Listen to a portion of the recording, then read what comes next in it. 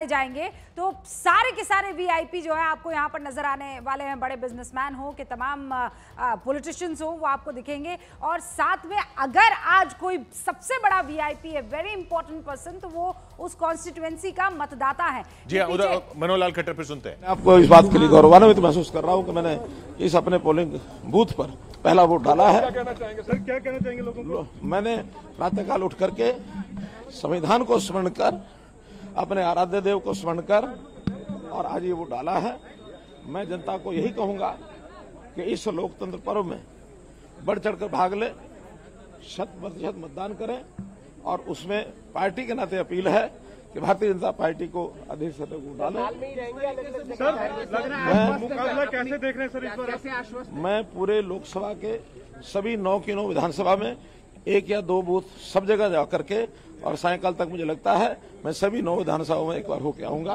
पिछली बार जीत का अंतर 4.5 लाख से 6.5 लाख से ज्यादा था। इस बार क्या लगता है जीत का अंतर क्या? ये हमने जनता पर छोड़ा है, जनता पर छोड़ा है। और हमने अपील जरूर की है कि अधिक से मतदान करें। अधिक मतदान करने से ही भारतीय जनता पार्टी का हर कार्यकर्ता खुश होगा। जनता को भी संदेश जाएगा कि भारतीय जनता पार्टी को अधिक मतदान मिला। लोगों से क्या अपील करेंगे, कहीं भी कोई ऐसी घटना ना हो? चुनाव हमेशा शांतिपूर्वक होना ही चाहिए, क्योंकि लोकतंत्र का ये उत्सव सबसे बड़ा उत्सव है देश भर का है, बल्कि दुनिया भर का। हमारे यहाँ जो मैंडेट है दुनिया भर से सबसे बड़ा मैंडेट है। शांतिपूर्वक मतदान ही हमारे लिए इस त्योहार का आनंद है। कांग्रेस के कल जयराम रमेश जो थे वो चंडीगढ़ आए थे, उनका ये कहना है कि इस बार हरियाणा में जो है बिल्कुल साफ हो जाएगी बीजेपी और अगले चुनाव के बाद जो सरकार है वो भी गिर जाएगी। किसी नेता के किसी वक्तव्य का उत्तर देने की मुझे आवश्यकता नहीं है, ये उत्तर जनता देगी। कांग्रेस उम्मीदवार को कितना बड़ा चैलेंज मान रहे हैं? कांग्रेस उम्मीदवार मेरे सामने कोई चैलेंज नहीं है।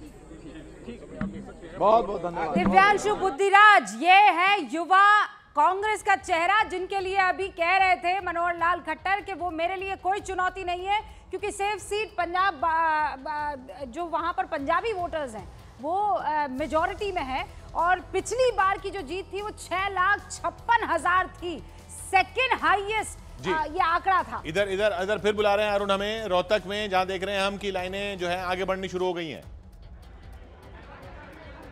देखिए किशोर, मतदाताओं के और पुलिसकर्मियों के बीच कई बार गंभीर विषय यहां पर उठ खड़ा हुआ। वो लोग अंदर जाना चाहते थे बूथ के, लेकिन पुलिसकर्मी कह रहे थे एक एक करके जाइए। लेकिन सैकड़ों की संख्या में एक ही साथ देखिए लोग किस तरह से बूथ के अंदर जा रहे हैं। तो पुलिसकर्मी मैनेज करने के चक्कर में कह रहे थे कि एक बार जाएंगे अफरा तफरी मच जाएगी। दूसरी तरफ देखिए यहाँ अभी बाहर भी तस्वीरें लगी है, जो लोग लेकर के अपनी पर्ची खड़े हैं और अपने मतपत्र मतदान का इस्तेमाल करने के लिए लोग अंदर जाना चाहते हैं। लेकिन देखिए पुलिसकर्मी जद्दोजहद कर रहे हैं, क्योंकि एक साथ काफी संख्या में देखिए यहाँ पर मतदाता आ गए। देखिए यहाँ पर तस्वीरें देखिए, लोग जाना चाहते हैं, जल्दी लाइनों में लगे हैं, वोट देना चाहते हैं। लेकिन देखिए पसीना देखिए, जो पुलिसकर्मी है उनके माथे पर पसीना देखिए, उनकी वर्दी पर पसीना देखिए।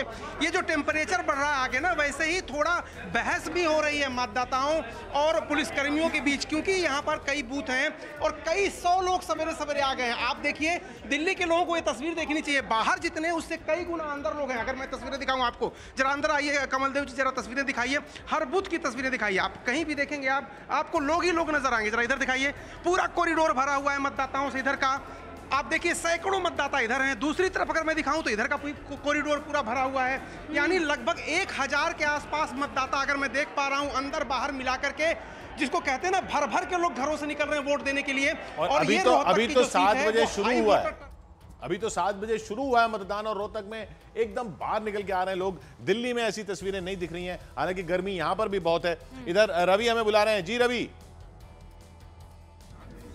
किशोर और रूबिका, यहां पर मैं तस्वीरें दिखाना चाहूंगा। जिस तरीके से अरुण दिखा रहे थे तस्वीरें रोहतक से, ये बिल्कुल सटा हुआ इलाका रोहतक से हिसार, और ये इस जगह पर आप देखें कि बड़ी संख्या में यहां पर वोटर्स पहुंचे हैं।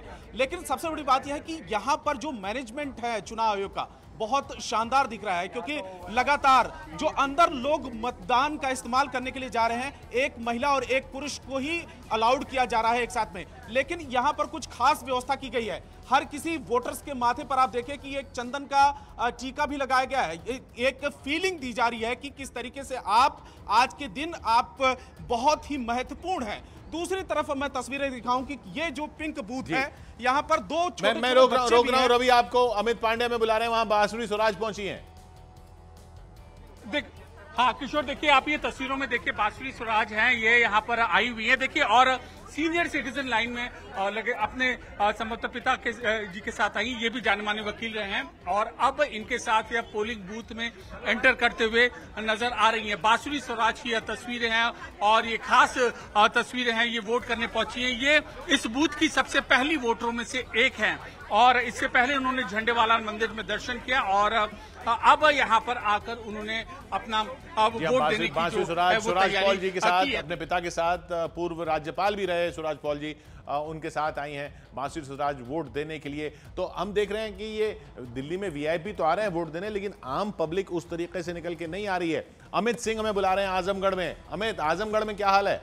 निरहुआ वर्सेस धर्मेंद्र यादव। देखिए किशोर, कल जो यहाँ का जो टेम्परेचर था वो 38 डिग्री था और आज जो टेम्परेचर रहने वाला है किशोर वो 44 डिग्री के आसपास रहने वाला है। लेकिन सुबह सुबह अगर मैं आपको तस्वीरें दिखाऊं तो आजमगढ़ की जनता जो है वो घरों से बाहर निकली है, गांव के लोग घरों से बाहर निकले हैं और देखिए पहले जलपान और फिर मतदान, जो बातें कही जाती है और वो इन लाइनों पर आप देख पा रहे हैं। जरा आप लोग वोट देकर आ रहे हैं, जरा अपना दिखाइए, निशान दिखाइए। देखिए आप लोग वोट देके क्या क्या मुद्दे थे इस बार, मुद्दे क्या कहते हैं आपके जहन में? ये तो पूछते पूछते जो है हम लोग का कान भी पक गया, मुंह भी पक गया। अब छोड़िए, जो होना है तो हो जाएगा। जो होना है आप चलिए, वही बेरोजगारी है और क्या है।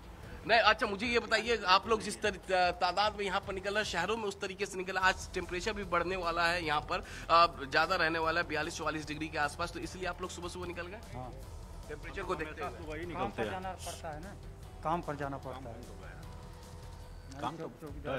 और देखिए अब आजमगढ़ में कई संवेदनशील बड़ा इंटरेस्टिंग था, कहा बेरोजगारी सबसे बड़ा मुद्दा है लेकिन काम पर जाना है, इसलिए वो काफी ज्यादा यहाँ पर तादाद में तैनात किया गया है। हाँ, कौन सा?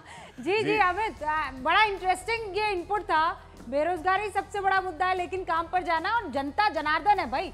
और ये देखिए बांसुरी स्वराज अपने पिता के साथ वोट डालते हुए, तस्वीरें भी उनकी आ रही हैं। अपने पिता के लिए जब उनसे सवाल पूछा गया तो कह रही थी कि उन्होंने कैंपेनिंग में मेरी बिल्कुल मदद नहीं की है और ये हमारे घर की परंपरा रही है। माँ भी जब राजनीति में थी तो घर एकदम अलहदा था, पिता उनको सपोर्ट करते थे लेकिन बस वो सपोर्ट भर हुआ करता था, ज़हनी तौर पर वो सपोर्ट हुआ करता था। लेकिन यहाँ एक बेटी के रूप में मुझे उनका पूरा आशीर्वाद है, लेकिन कैंपेन के लिए और यहाँ पॉलिटिकल मेरे काम और एक्टिविटी के लिए पिता का किसी तरह का कोई सपोर्ट और इधर देखिए, ये जैसा रवि बता रहे थे, हर वोटर को टीका लगाया जा रहा है हिसार के इस बूथ पर। जो भी वोटर आ रहा है उसको टीका लगाया जा रहा है, और एक तो उंगली पे निशान तो रहेगा ही, लेकिन ये टीका जो लगाया जा रहा है ये अपने आप में एक अलग पहल दिख रही है हिसार के इस बूथ पर। मतलब ये माथा ठंडा भी रखेगी नहीं? हाँ जी, माथा ठंडा रखे और वो ठंडे दिमाग से सोच के अगर वोट दे तो और अच्छा रहेगा। खैर, ये जरूर दिख रहा है कि हरियाणा में लोग अच्छी खासी तादाद में निकल के आ रहे हैं वोट देने के लिए। दिल्ली में जावेद खड़े हैं चांदनी चौक में। जावेद, वोटर तो दिख नहीं रहे हैं आपके साथ कुछ? क्या जावेद, एकदम सूनी सड़कें हैं, कोई नहीं दिख रहा है। कहाँ है वोटर सारे? रूबिका, देखिए मेरी मौजूदगी चांदनी चौक में है और यहाँ छोटे छोटे एक एक बूथ के पोलिंग सेंटर हैं, लेकिन मैं तस्वीर आपको दिखाऊंगा और निराश नहीं करूंगा। मुझे तस्वीरों में दूर से नजर आ रहे हैं चांदनी चौक से बीजेपी के उम्मीदवार प्रवीण खंडेलवाल। वो यहाँ पर देखिए मुझे दिखाई दे रहे हैं। वो पहले हनुमान मंदिर गए थे, उनका पोलिंग स्टेशन यहीं पर है। अब से कुछ ही लम्हों बाद वो यहाँ पर होंगे। लेकिन चांदनी चौक एक बार देख लीजिए, जो अपने अंदर एक इतिहास समेटे हुए है। चांदनी चौक बहुत मशहूर मार्केट है देश भर में, और ये सीट भी अपने आप में बहुत मशहूर है। जेपी अग्रवाल यहाँ से हैं, कांग्रेस इंडिया गठबंधन से, जो कि 3 बार इस सीट का रिप्रेजेंटेशन कर चुके हैं। नीरज का रुख कर लेते हैं जब तक प्रवीण खंडेलवाल आपके नजदीक पहुंच जाएंगे। हाँ नीरज। रूबिका, देखिए चुनाव में ये बार बार बात होती है कि आखिर महिलाओं का रुझान किस तरफ है। हम कुछ महिलाओं को इकट्ठा यहाँ करके हैं जिन्होंने वोट दे दिया कुरुक्षेत्र में। इनसे बात करते हैं आखिर इनके लिए मुद्दे क्या है, क्योंकि चुनाव को पलटने में अब इनकी महत्वपूर्ण भूमिका होगी। आप लोगों ने किन मुद्दों को आधार में रख के वोट किया? सर, राष्ट्रीय हित को ध्यान में रखते हुए और अपनी आंतरिक और बाहरी सुरक्षा को ध्यान में रख के। आपने मैडम? हम तो ये बच्चों के लिए